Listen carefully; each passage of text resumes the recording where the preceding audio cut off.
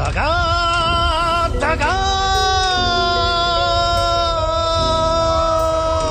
నమస్తే, welcome to సత్యాగ్రహి. నేను శివాని. పైసలే పరమాత్మ, ల్యాండ్లు అమ్మేదే మా పరమార్థం అన్నట్లు సాగుతోంది మన రేవంత్ అన్న సర్కార్ పాలన. అవునండి, ఖజానా ఖాళీ అయిందో లేదో తెలియదు, కానీ హైదరాబాద్ లో ఎక్కడ ఖాళీ స్థలం కనిపిస్తే అక్కడ వేలం బోర్డులు పెట్టేస్తున్నారు. మొన్నటికి మొన్న రాయదుర్గంలో ఎకరం ఏకంగా 237 కోట్ల రికార్డు ధర పలికిందని కాలర్ ఎగిరేసి చూసారా మా బ్రాండ్ హైదరాబాద్ రేంజ్ అని ప్రగల్భాలు పలికారు. కట్ చేస్తే సీన్ లోకి ఎంటర్ అయింది దేశంలోనే అతిపెద్ద bank state bank of India. SBI ఇచ్చిన షాక్ కి ఇప్పుడు సర్కార్ గుండెల్లో రైళ్లు పరిగెడుతున్నాయి.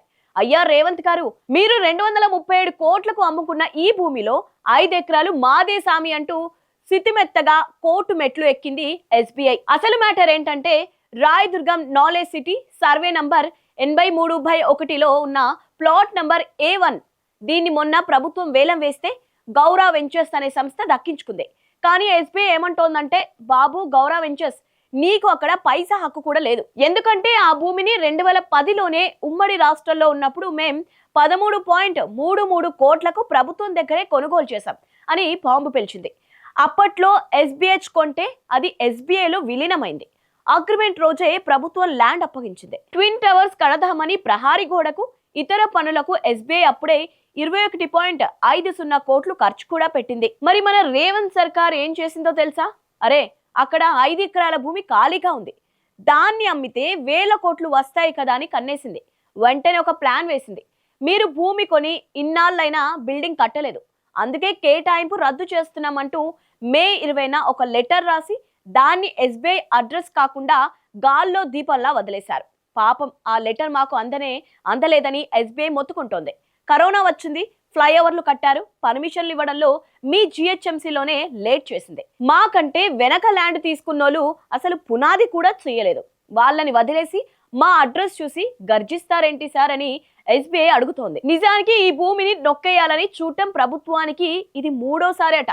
గతంలో 2021లో ఇలాగే రద్దు చేయాలని చూస్తే 2022లో హైకోర్టు ఆర్డర్ను కొట్టేసింది. ఆ తర్వాత 2024లో మళ్లీ రద్దు చేయబోయి కోర్టు చివాట్లు పెడుతుందని భయపడి పిటిషన్ను వెనక్కి తీసుకుంది. ఇప్పుడు ముచ్చటగా 3వసారి కోర్టు ఆర్డర్లను బేఖతారు చేస్తూ చట్టాన్ని ఉల్లంఘిస్తూ రేవంత్ రెడ్డి ప్రభుత్వం ఏకపక్షంగా వేలం నోటీస్ ఇచ్చేసింది. అందుకే ఎస్బీఐ ఇప్పుడు జస్టిస్ ఎన్వి శ్రవణ్ కుమార్ ధర్మాసనం ముందు 3 పిటిషన్లతో రెడీ అయిపోయింది. ప్రభుత్వానికి అధికారం ఉందని చట్టాన్ని చుట్టం చేస్తామంటే కుదరదు, కోర్టుల న్యాయ సమీక్ష నుంచి మీరు తప్పించుకోలేరు అని గట్టిగానే వార్నింగ్ ఇచ్చింది. తెలంగాణలో కొత్త ప్రభుత్వం వచ్చిన తర్వాత ఆదాయ వనరులను పెంచుకోవడానికి భూముల వేలాన్ని ఒక ప్రధాన ఆయుధంగా ఎంచుకుంది.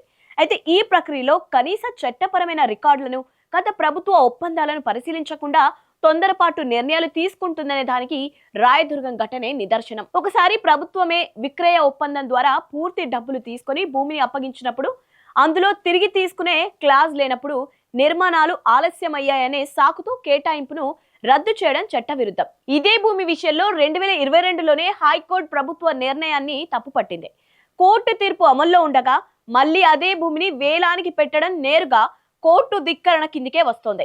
రాయదుర్గం నాలెడ్జ్ సిటీలో 5 ఎకరాల భూమి అంటే ప్రస్తుతం మార్కెట్ విలువ ప్రకారం సుమారు 1100 కోట్ల పైమాటే. ఇంత పెద్ద మొత్తాన్ని ఎలాగైనా ప్రభుత్వ ఖాతాలో వేసుకోవాలనే తొందరపాటుతో సివిసి మార్గదర్శకాల ప్రకారం నడిచే ఎస్బీఐ లాంటి ప్రభుత్వ రంగానికి చెందిన పెద్ద బ్యాంకుతోనే ప్రభుత్వం వివాదానికి దిగింది. ఇది భవిష్యత్తులో హైదరాబాద్ లో పెట్టుబడులు పెట్టే కార్పొరేట్ సంస్థల్లో అభద్రతా భావాన్ని కలిగించే ప్రమాదం ఉంది. సో ఇదండి సంగతి. గ్యారంటీల అమలుకు, ఖర్చులకు పైసలు లేక ఉన్న భూములను వేలం వేసి అకౌంట్లో వేసుకోవాలనే రేవంత్ సర్కార్ ఆరాటానికి ఇప్పుడు కోర్టు బ్రేకులు వేసేలా ఉంది. ఎకరం 237 కోట్ల రికార్డు ధర చూసి మురిసిపోయేలోపు ల్యాండ్ ఓనర్నే మార్చేసేలా ఉన్న ఈ స్కామ్ ఎట్టు దారి తీస్తుందో చూడాలి. మరి ఈ ల్యాండ్ వేలం పంచాయతీపై రేవంత్ సర్కార్ తీరుపై మీ అభిప్రాయం ఏంటో కింద కామెంట్ బాక్స్ లో తెలియజేయండి. ఈ వీడియో నచ్చినట్టయితే లైక్ చేయండి, షేర్ చేయండి. ఇలాంటి పొలిటికల్ అప్డేట్స్ కోసం మా ఛానల్ ఇప్పుడే సబ్స్క్రైబ్ చేసుకోండి.